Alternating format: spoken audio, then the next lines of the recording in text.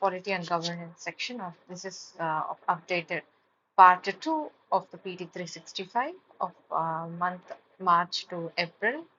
So quickly let us look into this, and whatever is covered into this, it's just only for revision, guys. So I'm not going to explain in detail everything. So basic structure doctrine, it was delivered through Kesavananda Bharati judgment, through Kesavananda Bharati judgment in the year 1973, and on April 24th. And it's been 50 years since the judgment was delivered, and it challenged the violation of Article 25, 26, and 31. And if we look into the evolution of the basic structure doctrine, that is, you just need to remember the chronology. First happened is A.K. Gopalan case in 1950, and then in Shankari Prasad case 1951, and then in Sajjan Singh case 1965, and then in 1967 the government came up with Constitutional Amendment Act, 24th Constitutional Amendment Act, and 25th Constitutional Amendment Act, and then came the Keshananda Bharati judgment in 1973. Case. In 1973, the judgment got delivered. Now, uh, if you look into, if you look properly into this, then yeah, basic structure doctrine was not at all mentioned in the Constitution. It was uh, the judicial invention, and then basic structure doctrine was first time applied in 39th Constitutional Amendment Act of 1975, which excluded the election disputes of the PM and the Lok Sabha Speaker. And the ninth schedule, next ninth schedule is nothing but it was added by a Constitutional Amendment Act, that is, First Constitutional Amendment Act. It was added by the First Constitutional Amendment Act by inserting an Article 31B. So you should also remember here an important judgment, that is I.R. Coelho case. I.R. Coelho case, where the judgment delivered by nine judge bench in 2017. So it told that the ninth schedule can be challenged on grounds of violation of fundamental, cannot be challenged on the grounds of fundamental rights, but can be challenged on the grounds of violation of the basic structure. So then, yeah, that's it. And as of now, it is having 284 uh, number of acts and laws. Most of them are related to the agriculture and land laws. And recently, which state? Chhattisgarh government urged the central government to include its law regarding 76% reservation in the time schedule. And the next, interstate border disputes. Interstate border disputes recently, uh, Assam and Arunachal Pradesh, they both signed an MOU to end decades-long interstate border dispute. So this interstate border dispute comes under the original jurisdiction of the Supreme Court under Article 31. And under Article 31, the Supreme Court has original jurisdiction regarding federal disputes. Federal disputes, but uh, so yeah, which includes federal disputes, and also that is between the center and the state, and between two states, and like so much, like so. And there is also another mechanism called in interstate council. Interstate council was set up under Article 263, and it is to be set up by the president. And I'll give you a homework here. It was based on the recommendations of, it was set up based on the recommendations of which committee? Which committee?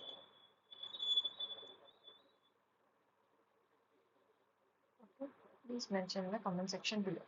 Next, uh, the next question, the next one is, okay, the other thing is zonal council. Zonal councils are nothing but the statutory bodies which are set up under the State Reorganization Act of 1956, and there are 5 zonal councils, and there is also another one, Northeast Zonal Council. Sorry, Northeast Council, it is not a zonal council, and this Northeast Council, for that there is separate act, that is Northeast Council Act of 1971, and these zonal councils are headed by the Ministry of Home Affairs, and even the Northeast Council also headed by the Ministry of Home Affairs. Another homework,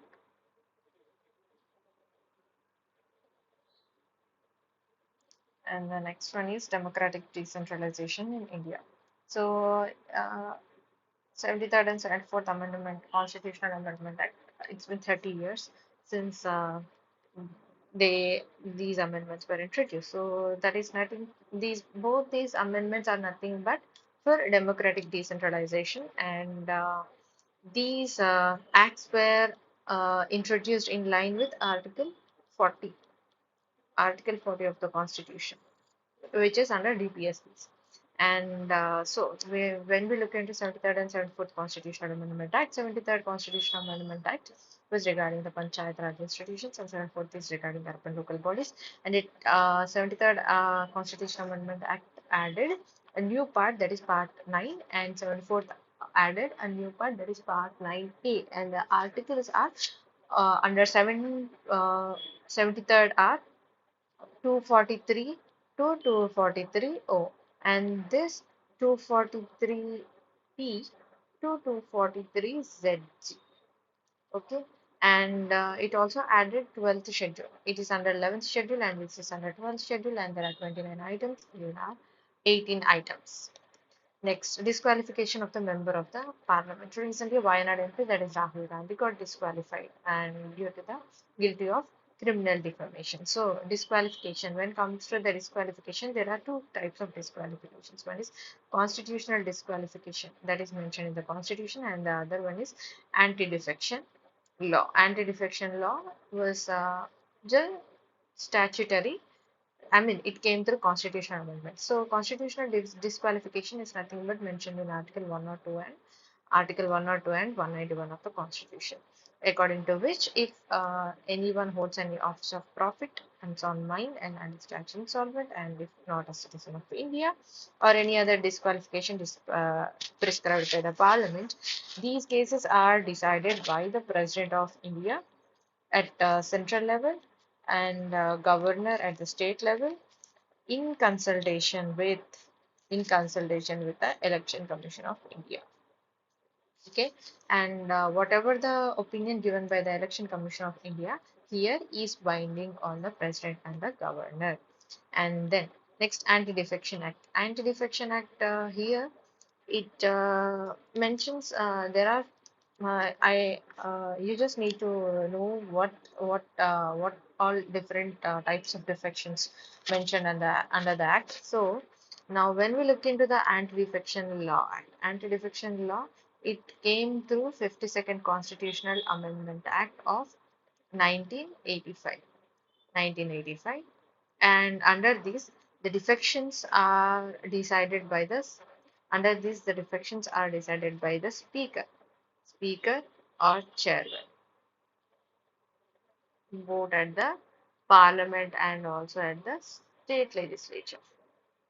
Okay, now uh, when we look at into the type of the defections, there are four types of defections. One, if anyone acts against the order of the party, order of whip of the party. Then another one is if changes party. And the next one is if, and the third one is if there is an independent member who got elected, okay, elected to the house, and if he changes or if he joins any party, okay. And then next one is if there is a nominator person, he uh, he joins any party or changes any party within 6 months.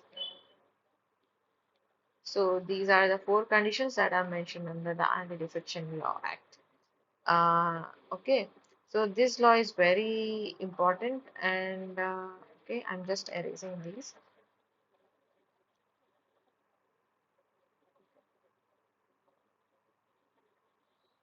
It is not mentioned here, but I'm just telling for you guys. So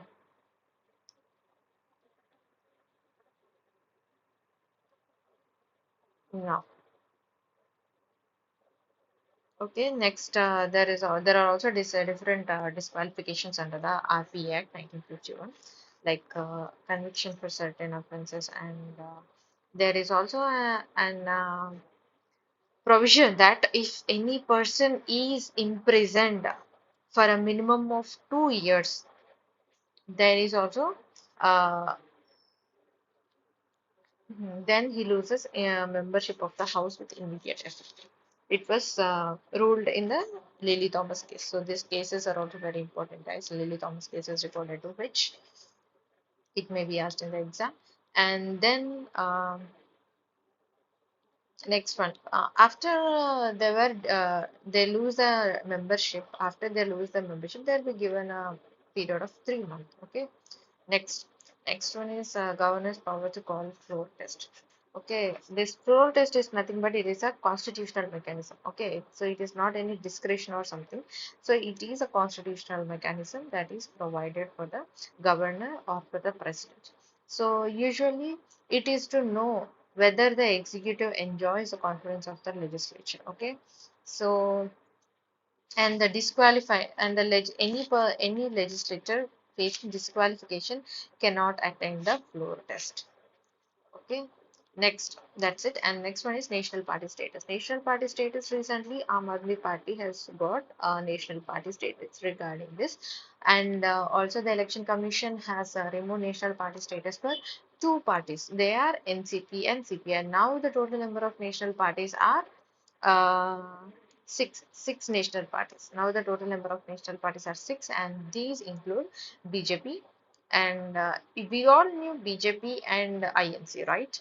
And Communist Party, there should be some other Communist Party, right? If they lost the party national party status for CPI, then what about the CPIM Marxist? So CPM Marxist is also there, and the other one is National People's Party and BSP, Bahujan Samaj Party, and then AAP. So total six parties, and it was under which act? So if there is asked anything like which act or something, then it is through this order of 1968 election, citing election symbols, reservation, and order. This gives the criteria for the recognition of a national party or a state party. So what is the criteria for a national party? So for a national party, if we look into one, you all must be knowing that it should be a state party in at least four states. Okay, that is one. And the other one is in Lok Sabha, it should have secured at least 6% of votes from four or more states. From four or more states. Uh,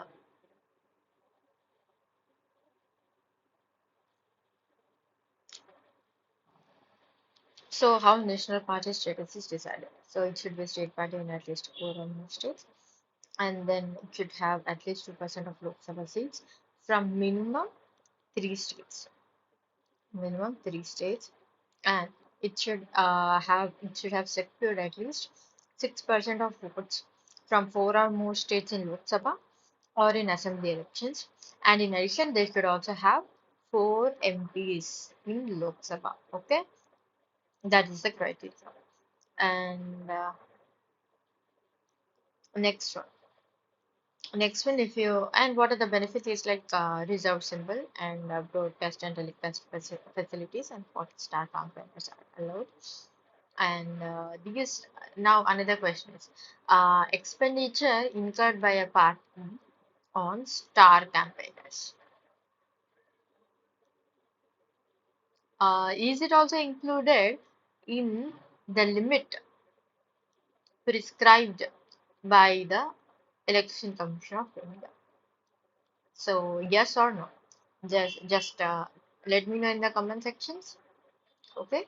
And next, moving forward, mm, yeah. So there are three exceptions under which the Election Commission of India can review the registration of a political party if it obtain the registration to fraud or forgery, and if it has ceased to uh, have faith and allegiance in the constitution, if it is declared as unlawful by union government. Okay, under UAP Act or some other similar act.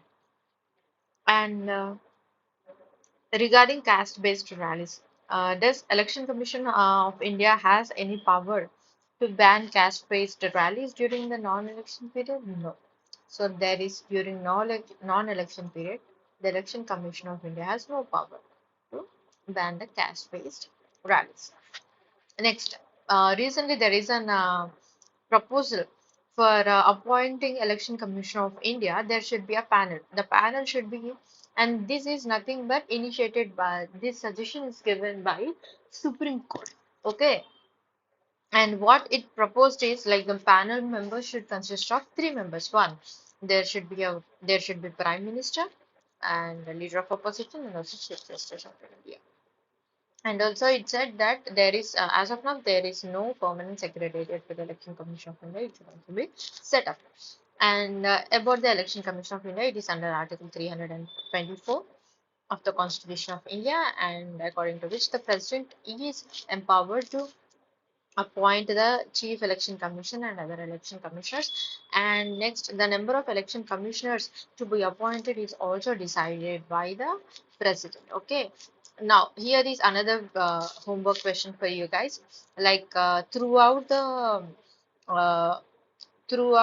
set, I mean, since the election commission has set up, uh, are there only I mean like there should be one chief election commissioner and there should be election commissioners. So is there any uniformity maintained in the number of election commissioners since its inception? So yes or no regarding uniformity.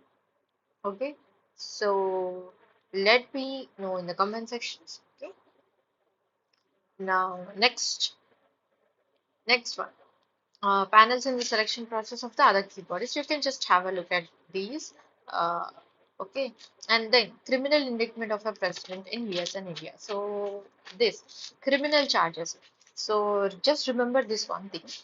If there is sitting president or sitting governor uh, on them, criminal charges cannot be inducted. Okay, so they cannot be sent to.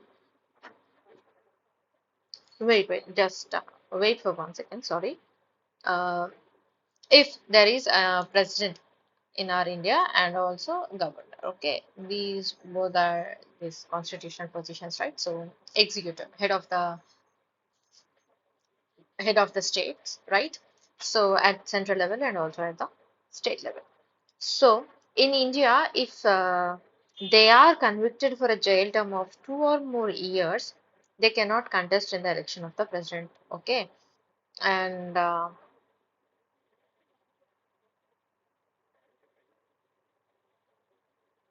Hmm. Criminal proceedings against the sitting president or the governor cannot be instituted. Okay, this immunity is not available in the US. Basically, here they are comparing between India and US, but I am telling you this same provision is also applicable for the governor. Okay, so now while comparing between the US and India, here what we can see is like he should be a citizen of India. He should be a citizen of India and also should be naturally born. Here we consider even naturalized citizen also. In India, even naturalized citizens are also eligible to become as president. Whereas in US, no, it is not. They are not eligible. Naturalized citizens are not eligible. They should be naturally born as a citizen in that country. Okay. And next one, the grounds are for while the grounds for Indian president are violation of the constitution, whereas for US president are treason, bribery, or other high crimes and misdemeanors. Okay. And for impeachment of the president in our country, what we do is impeachment motion can be introduced either in Lok Sabha or Rajya Sabha, and in both houses it should be passed by two-third majority.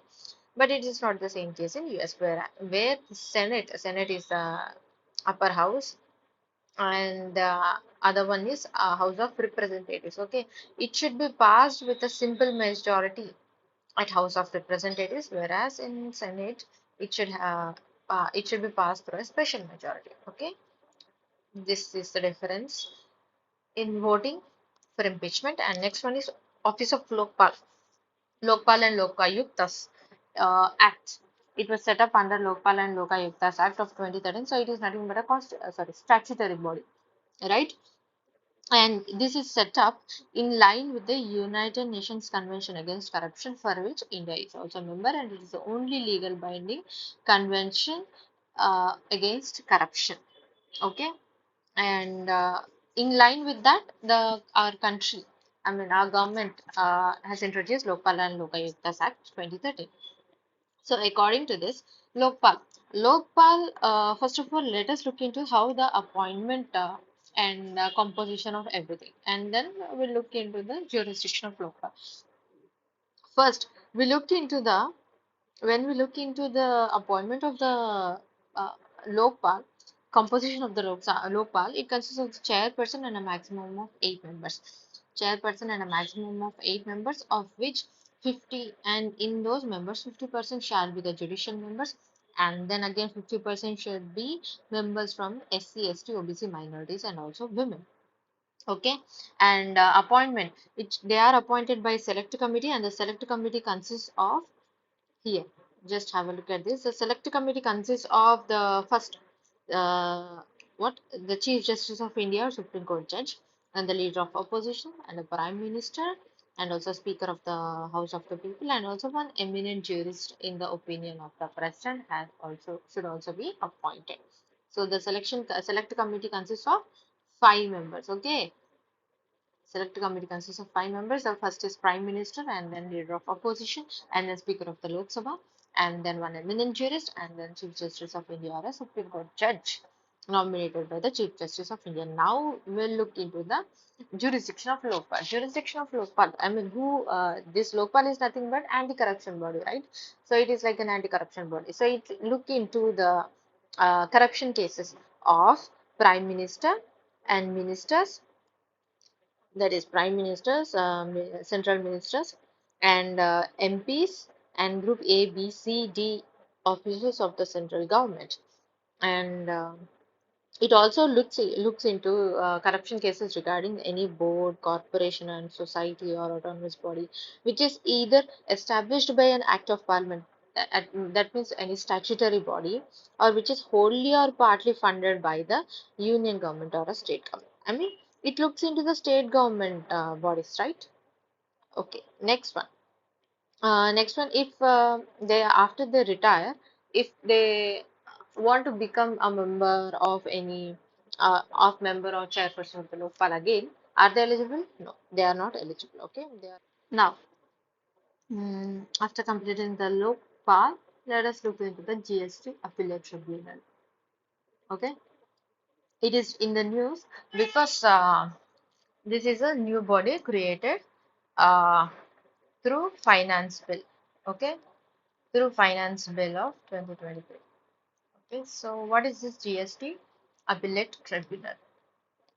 So first of all, GST Act was GST was introduced in our country through a constitutional amendment act, that is 101 constitutional amendment act in 2016, and it introduced an article, inserted an article 279A in the constitution, and the headquarters of the secretariat of the GST council is at New Delhi, and it sets up the GST council, which is a constitutional body because it is not through an act, it is through because it is not through an act but through a constitutional amendment.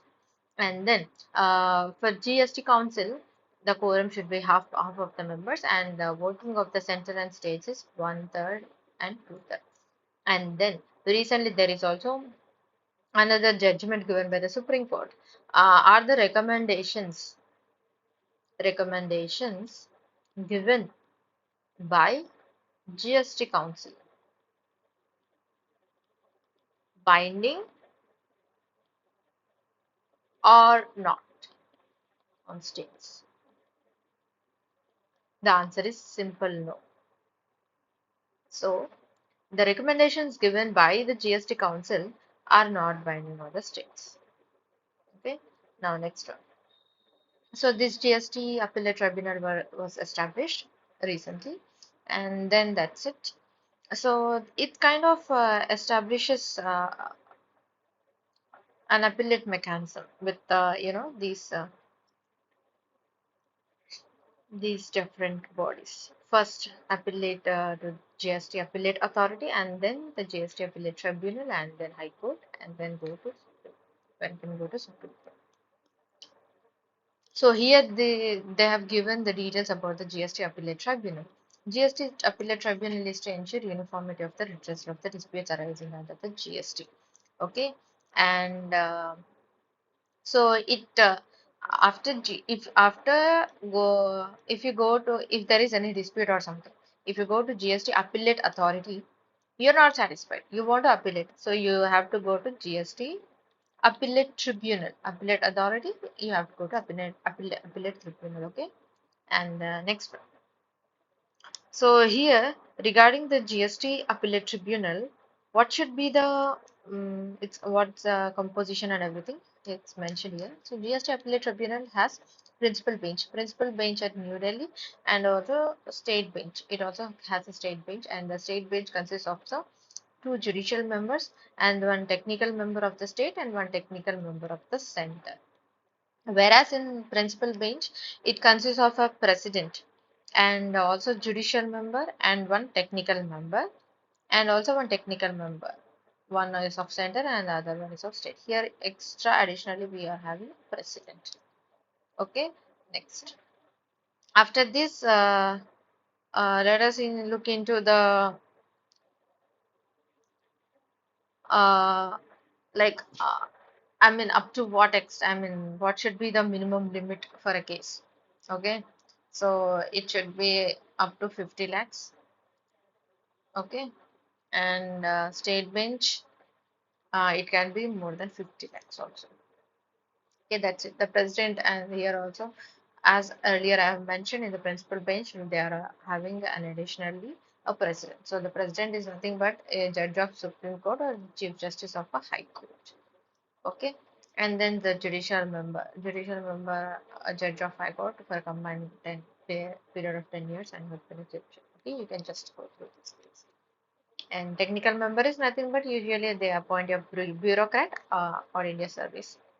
And yeah, for center and the state, they both usually choose AIS, All India Services members of bureaucrats. And the next one, Aadhaar. Aadhaar, okay, recently the MeitY has proposed rules to enable Aadhaar authentication by entities other than government ministries and departments for better services delivery to citizens. Okay, other than here when we look into the entries other than the government, so here it comes a security for privacy. Okay, so yeah, there is an opposition going regarding this rules, but yeah, just let us look into it. So other authentication process usually what happens is it's basically allowing for other entities is to promote good governance, right? The government's aim is to promote good governance, but we don't know what will happen. We'll have to see. Okay, the rules are still yet to come out, and the other authentication for prisoners. Usually for prisoners, it is on a voluntary basis, and other here they also mention about other based payment systems and also NACH, National Automatic Clearing House. So ABPS is developed by NPCI, and it is a bank-led model, whereas a National Automated Clearing House is a web-based solution and it facilitates interbank transactions of high volume. Okay, so central government under MG Narega, the wages given to the employees are through ABPS and national systems. Okay, that is mentioned, and regulation of the fake news. The regulation of the fake news recently MeitY notified IT amendment rules of 2023 to regulate the fake news. So, first of all, earlier to this, what's a fake news? Till now, in all over the world, what is the concerning thing is fake news. Fake news, it spreads so easily, but there is no law regarding it, and there is also no definition regarding it. Okay, so it just changes according to the interpretation of a person or a country. So first, let us look into whatever the regulations are given, what are the rules given under this new notified rules. So, new amendments to IT rules mentions define the words of digital media. It define the words of digital media and use in current affairs content. Okay. Uh, uh,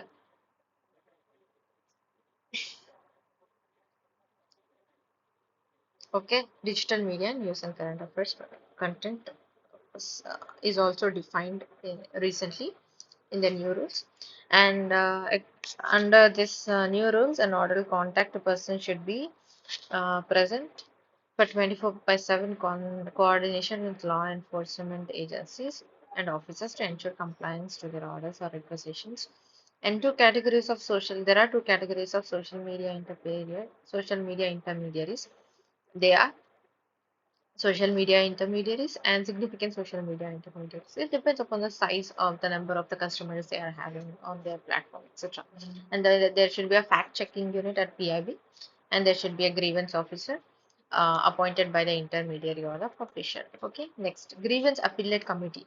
Grievance appellate committee should consist of a chairman and two members who are appointed by the central government. Okay, they look into the grievances. Okay, they are accountable to digital nagariks. Digital nagariks are nothing but what? The citizens. To make the platforms accountable to the citizens, they have introduced this grievance redressal system. Okay, and the next one. Uh, That's it. It also endeavors to resolve the appeals of the users within 30 days. Okay, so this timeline is set up within 30 days. The users' grievances and appeals should be resolved. Okay, and then next, this is regarding online gaming rules regarding the online gaming, which is also released by the MIT recently. So, online gaming intermediary. It recently defined what does mean an online gaming intermediary. Earlier, what we looked into is social media intermediary and significant social media intermediaries. Now, this is online gaming intermediaries. Okay, intermediaries, these are nothing but the platforms which we use. Okay, now, and online gaming self-regulatory body. These two are in recently defined. So, online gaming intermediary is nothing but an intermediary that enables the user of its computer resource to access one or more online games. Okay, like we can through Play Store, we can get different purchases of games, right? That's it. Similar to that. So now self-regulatory bodies. There are multiple self-regulatory bodies. The MATI may notify multiple self-regulatory bodies for the purposes of verifying online game as permissible one. So self-regulatory bodies work is nothing but to verify a particular game is permissible in our country or not. Okay, that's it. And then recently there are other important news. Let us look into it. Cinematograph Amendment Bill 2023. Usually, we have these differentiations in certificates like Universal Certificate, and A, Adult Certificate, or UA, okay, unrestricted. Universal is nothing but unrestricted public expression. Okay, something like that. Okay, so but now what the government is asking is, instead of this, you give some more classifications, like instead of this UA, in UA, just introduce three more classifications: UA 7 plus, UA 13 plus, and UA 16 plus. This 13 plus, 7 plus, and 16 plus are nothing but age. Okay. Next, Tribal Council. Tribal Council. Recently, there is a Great Nicobar project. Great Nicobar project in Great Nicobar Island by the Niti Aayog. It was piloted by the Niti Aayog, and they aim to build a container transshipment terminal (ICCT), military civil dual use airport. So they aim to build an ICTT and an airport and solar power plant, and then also a township. So for this, the tribal council is nothing but what if you have an idea about this fifth schedule and sixth schedule areas, they are having this tribal advisory councils in fifth schedule areas and autonomous district councils in the sixth schedule area. So tribal council is nothing but that council which is present in the Great Nicobar Island. So it withdrew the no objection certificate given to this project. Okay, that is in this. And this tribal council is nothing but traditionally uh, elected body of the by the locals. Okay, local representatives. So the locals are opposing this project. It means that. Next, reservation in private sector. So, Jharkhand government recently launched Journey Yojan portal. Journey Yojan portal, according to this, even in private sector, 75% of jobs should be reserved to the locals. So, that is the proposal given by the Jharkhand. Okay, and next, Ranganath Mishra Committee. Ranganath Mishra Committee, this was constituted regarding the National Commission for Religious and Linguistic Minorities. Okay, religious and linguistic minorities. According to it, what it gave the commission gave a report that scheduled caste should be religious neutral. As of now, what we think is scheduled caste consists of what Hindus. In Hindus only we have scheduled caste, but they asked like scheduled caste should be made religious neutral because even Dalits who converted into Islam or to Christianity, they should be also availed. They should be also allowed to avail the SC status. It was recommended by Ranganath Mishra Committee. And next, right against self-incrimination is under Article 20, Clause 3. That's it, nothing more important. I'm just revision, okay? Default bail. Default bail is nothing but if under the Article 21 of the Constitution, an accused, there is a fundamental right of an accused to get default bail. Okay, default bail is nothing but if once the police charge an FIR, okay, FIR and they have to do investigation, right? If they delay it, there is certain period like 60 days or 90 days or 180 days, something like that. Okay, if they their investigation goes beyond the time limit, then the accused, okay, then the accused is entitled for this default bail. Default bail is a stat default or statutory bail is a right, okay, and it is under the CRPC. It is mentioned under the CRPC. Okay. Next, court martials. Court martials are nothing but military courts. Okay. So recently, they tried a person, an army person, who killed uh, who killed civilians. Okay. So regarding this, if they are involved with any atrocities regarding the civilians, if army people they involved with any atrocities with the civilians, then their cases can be tried in the civil court. Okay, and for these cases the pardon powers of the president are also applicable. Okay, next.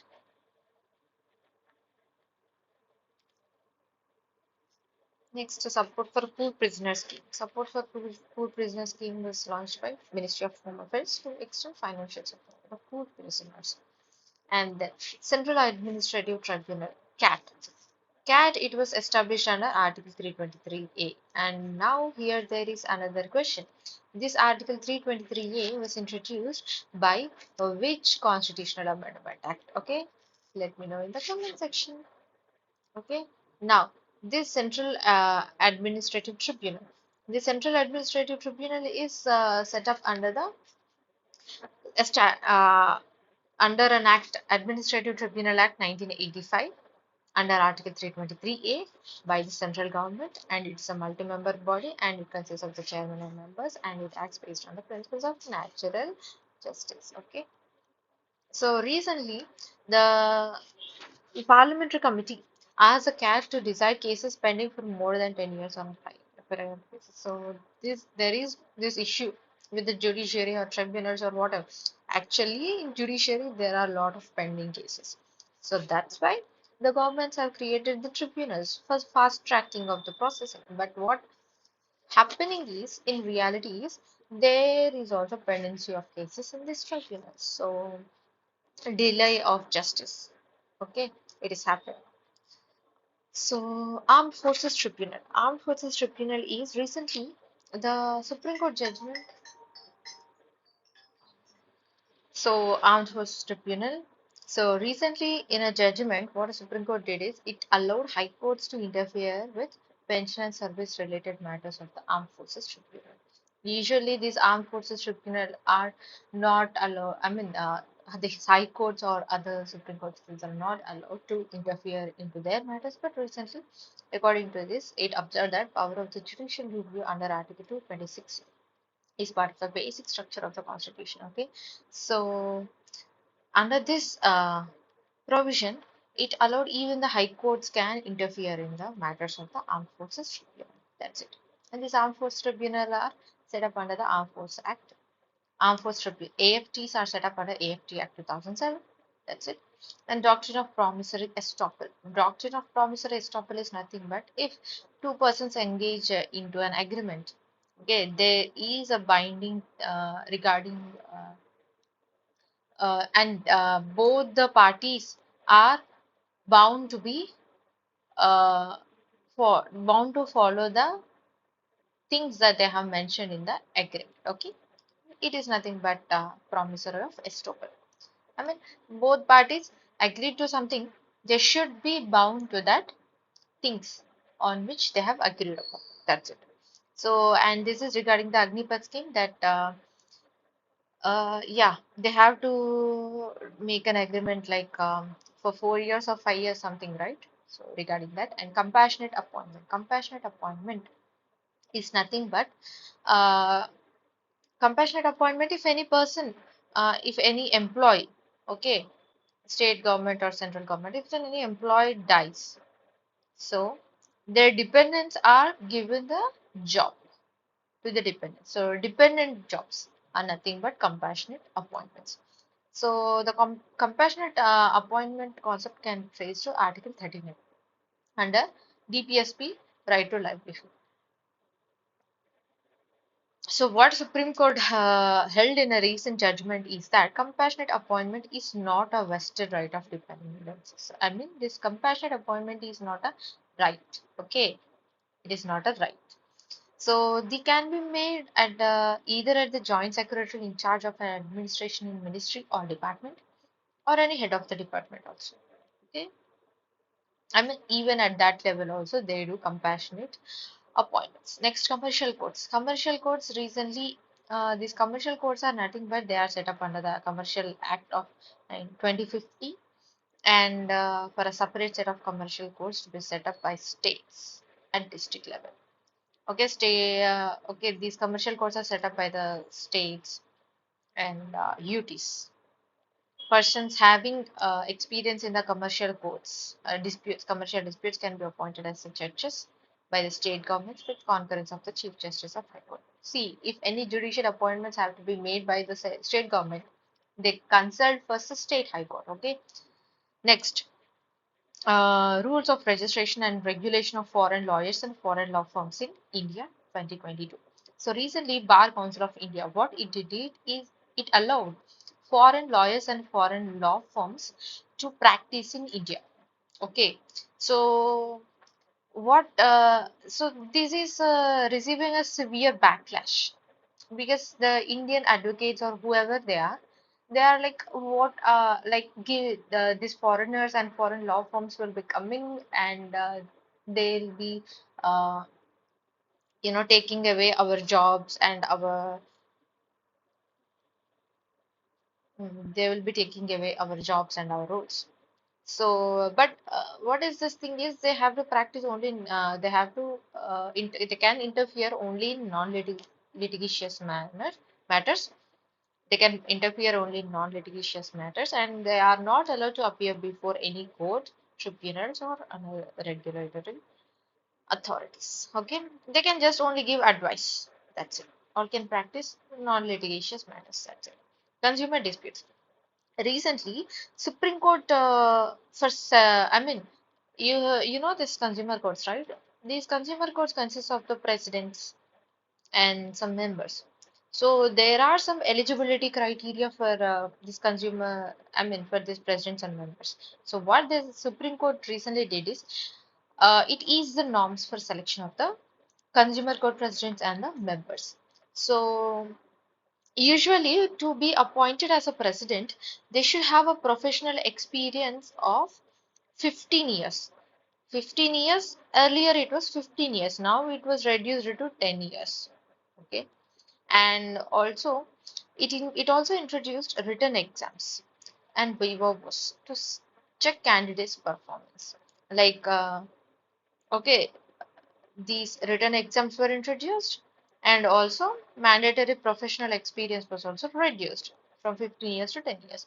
Consumer protection, I mean, consumer courts are set up under Consumer Protection Act of 2019, and earlier it was Consumer Protection Act of 1986. And this Consumer Protection Act 2019, according to this, it has three-tier quasi-judicial mechanism. One is Central Consumer Protection Authority, and we also have the State Consumer Protection Authority, state commissions, and then we also have the district commissions. So we'll look into this. So what should be the minimum? I mean, up to what is the limit of the litigation matters that these can look into? See, for a district, it can look up to 50 lakhs, less than 50 lakhs. Whereas at state level, state consumer courts, you can go from 50 lakhs to 2 crores. And more than 2 crores, you can go, I mean, it comes under the jurisdiction of the Central Consumer Protection Courts. Okay, now let me erase it once. I'll just show you. See, district. At district level, up to 50 lakhs, and at state level up to 50 lakhs to 2 crore, and at national commission about 2 crores. And the members, I mean the strength is 3 members, one president and 2 members, and 5 members, and then 5 members. Okay. Next, National Generic Document Registration System, NGDRS, and Unique Land Parcel Identification Number. So these are not, what are these? So NGRD, NGDRS, and ULPIN. NGDRS and ULPIN are nothing but like BUA. So yeah, these are nothing but for land land to digitalize it. What we need to do is, uh, what they do is they assign a unique number. So here we call it as UL pin, which is 14 digits unique number. Okay. So this UL pin is nothing but it was developed by the NIC. So UL pin was developed by NIC, 14 digit unique identification number. And it was initiated by Department of Land Resources, Ministry of Rural Development. Okay. Next, Nagpur Resolution. Nagpur Resolution, a holistic approach for empowering citizens, was adopted in 2019. Nagpur Resolution is regarding the good governance practices. That's it. You can, nothing more than that is needed, and it was adopted in 2019. Okay. Next. After that, All India Service Conduct Rules of 1968. Okay. All India Service Conduct Rules of 1968. DOPT has instructed all India services officers to disclose their investments in shares, debentures, and other securities. If they invest in these, please let us know. I mean, disclose them. So, DOPT has recently instructed all the officers. And then that's it. Good Governance Index. Good Governance Index, this is very important. It was launched by Dutch. Okay. And it also comes under this department comes under Ministry of Personnel. Okay. Next, Good Governance Index is prepared biannual basis and evaluates performance of 10 sectors. Next, Governance Knowledge Center. Governance Knowledge Center is also an initiative of DARG, and it was started in 2005. So it is nothing but a knowledge repository. Knowledge repository, information sharing. Usually it is an information sharing platform regarding governance. See, when you see regarding governance, most of the times it is that. Okay. And this is nothing but an information sharing platform. and this is nothing but good governance index of ranking of states, and this is biannual basis, 2 times a year, twice a year. Next is Summit for Democracy. Summit for Democracy, usually this is an international conference, and recently Election Commission of India hosted this. Okay, and this Summit of Democracy was an initiative of the US President, and that's it.